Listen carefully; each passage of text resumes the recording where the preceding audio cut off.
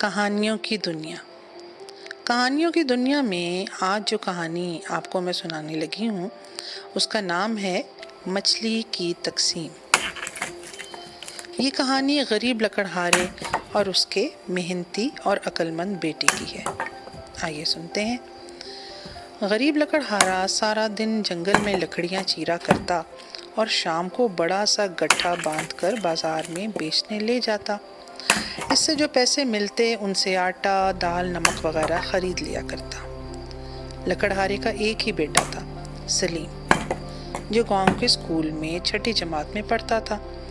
کھانے پینے کی ضروری چیزوں کے علاوہ لکڑہارے کو اپنے اکلوتے بیٹے کے لیے کاپی، پینسل اور سیاہی وغیرہ بھی خریدنا پڑتی تھی۔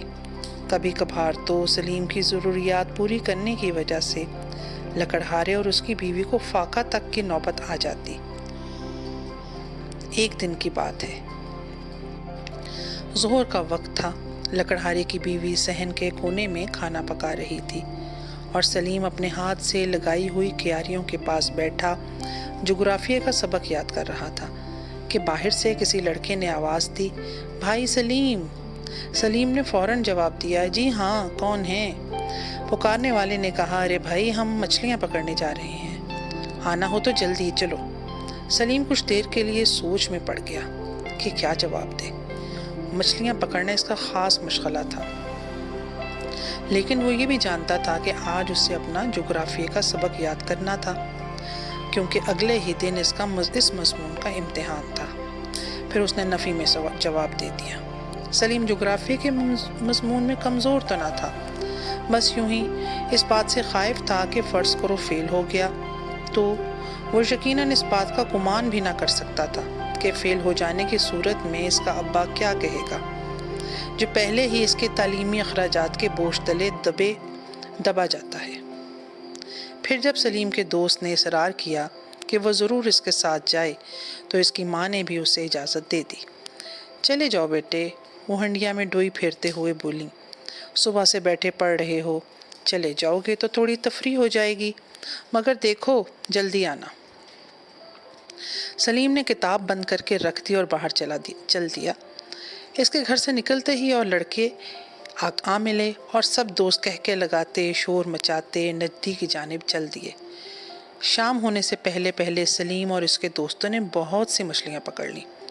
پھر وہ انہیں ایک جگہ پر جمع کر کے آپس میں بانٹنے لگے۔ چھوٹی چھوٹی مچھلیاں تو پوری تعداد میں بانٹ لی گئیں، مگر جب ایک بڑی سی مچھلی کی باری آئی تو سب لڑکوں میں اختلاف پیدا ہو گیا۔ ہر لڑکا یہ چاہتا تھا کہ بڑی مچھلی اسے ملے، کیونکہ اپنی اپنی جگہ سب کا دعویٰ یہی تھا کہ اس نے سب سے زیادہ مچھلیاں پکڑی تھیں۔ سب لڑکے کسی فیصلے پہ نہ پہنچ سکے تو سلیم نے ایک تجویز پیش کی۔ تجویز یہ تھی کہ مچھلی کے اتنے ہی ٹکڑے کر لیے جائیں جتنے کے لڑکے تھے، اور ہر لڑکا ایک حصہ اٹھا لے۔ گروہ کے نادار اور کمزور لڑکوں نے تو سلیم کی تجویز فوراً مان لی، مگر 2-3 لڑکے جو عمر میں باقی لڑکوں سے بڑے تھے یا اونچے گھرانوں سے تعلق رکھتے تھے، اس تجویز پر سخت برہم ہوئے۔ لو اور سنو، بڑے چودھری صاحب کے لڑکے جمال نے کہا، حضرت کی تجویز بھی کیا خوب ہے کہ مچھلی کے ٹکڑے کر دیے جائیں، اس کا فائدہ؟ سلیم نے بات کاٹتے ہوئے کہا، تو جمال صاحب پھر یوں کیجئے، کوئی اپنے حصے کی چھوٹی مچھلیاں دے کر یہ مچھلی لے لے، اس طرح جھگڑا ختم ہو جائے گا۔ یہ کیسے ہو سکتا ہے؟ نمبردار صاحب کا بیٹا صادق بولا، چھوٹی مچھلیاں تو ہمارا پہلا حق ہیں۔ سلیم پھر سوچ میں پڑ گیا۔ اچانک اس کی آنکھیں خوشی سے چمک اٹھی۔ اسے ایک ترکیب سوچ گئی تھی، ایک نفیس ترکیب۔ تو پھر یوں کرو بھائی، وہ خوشی سے بولا، ہم میں سے کوئی بھی یہ بڑی مچھلی نہ لے، اسے ہم اپنے غریب ہمسائی مائی نورہ کو دے دیں گے۔ اس بیچاری کے چھوٹے چھوٹے بچے ہیں اور جب سے اس کا خاوند کا انتقال ہوا ہے اس کا ایک بھی سہارا نہیں رہا۔ جب وہ یہ مچھلی دیکھے گی، سوچو کتنی خوش ہوگی اور ہمیں کتنی دعائیں دے گی۔ مگر جو ہی سلیم نے دیکھا، جمال، صادق اور نمبردار کا بھتیجا انور تینوں اس کی طرف گھور گھور کر دیکھ رہے تھے۔ سلیم کے چہرے سے مسکراہٹ ایک دم غائب ہو گئی۔ پھر سلیم نے یہ سوچ کر کہ سب لڑکوں کے ذہن پر لالچ کا بھوت سوار ہے، اور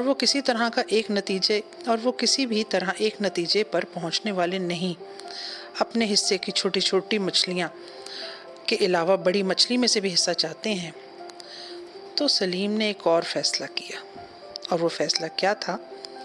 اس نے کہا تو ٹھیک ہے، یہ بڑی مچھلی میں رکھ لیتا ہوں اور یہ چھوٹی مچھلیاں میرے حصے کی آپ سب آپس میں بانٹ لیں۔ سب نے کہا چلو ٹھیک ہے، ایسے ہی صحیح۔